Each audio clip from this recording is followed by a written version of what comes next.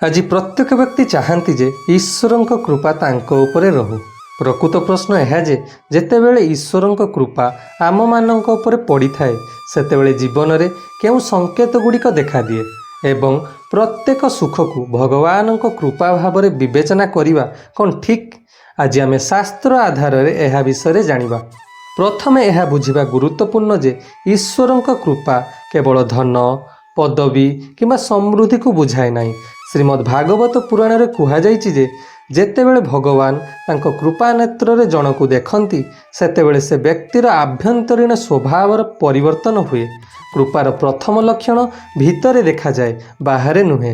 प्रथम संकेत भगवान कृपार प्रथम और प्रमुख लक्षण हेउछि जे जड़े व्यक्ति अहंकार धीरे धीरे ह्रास पाइबाकु लागे। सेमाने निज सफलतार श्रेय निजकु नुहे बरं भगवान को देबाकु आरंभ करती। श्रीमद् भगवत गीतारे कुहा जाइछि अहंकार आसुरिक प्रवृत्तिर होइथाए जहा आमको ईश्वरंक ठारु दूरेई रखे एवं जेतेबेले भगवान कृपा मिले सेतेबेले अहंकार ह्रास पाइबाकु लागे। द्वितीय संकेत जहा उपरे भगवान कृपा थाए से दुखरे मध्य अभियोग करे नहीं बरं सेथिरु किछि शिक्षा ग्रहण करिथाए। से प्रत्येक कष्टकर परिस्थिति को दंड नुहे एक शिक्षा भाव में ग्रहण करने को आरंभ करे। श्रीमद् भगवत गीतारे कुहा जाइछि जे जेउ व्यक्ति सुखरे अधिक उत्फुल्लित हुए नहीं कि दुखरे अधिक भांगी पड़े नहीं से भगवानंकर अत्यंत प्रिय होइथांती एवं भगवानक कृपा तांको उपरे सदा सर्वदा रही थाए। तृतीय संकेत भगवानक कृपा द्वारा जड़े व्यक्तिर हृदय कठिनरु नरम हो जाए। अन्य मानक दुख देखि मन सह्य करि पारे नाही। गाई पशु पितामाता प्रति करुणा बढ़िबा को शास्त्र रे स्पष्ट भावे ईश्वरीय कृपार लक्षण बोली कुहा जाइछि। श्रीमद् भगवत गीतारे मध्य कुहा जाइछि विद्या विनय संपन्ने ब्राह्मणे गविहस्तिनी सुनि चैव स्वपाके च पंडिताः समदर्शिनः।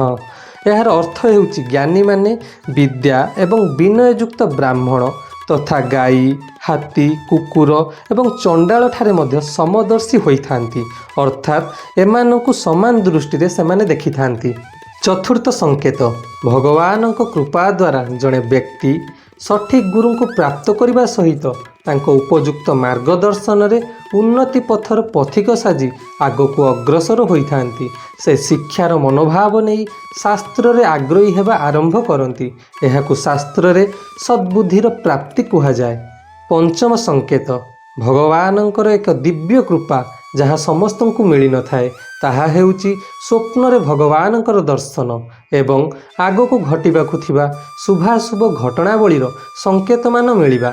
अति सरल भाव में कहवाकू गले स्वप्न रे भगवानंकर दिव्य स्वरूपर दर्शन सहित आम मानकर कर्म रे जदि किछि भूल रहुथाए तेबे भगवान स्वप्न माध्यम रे सचेतन कराई थांती।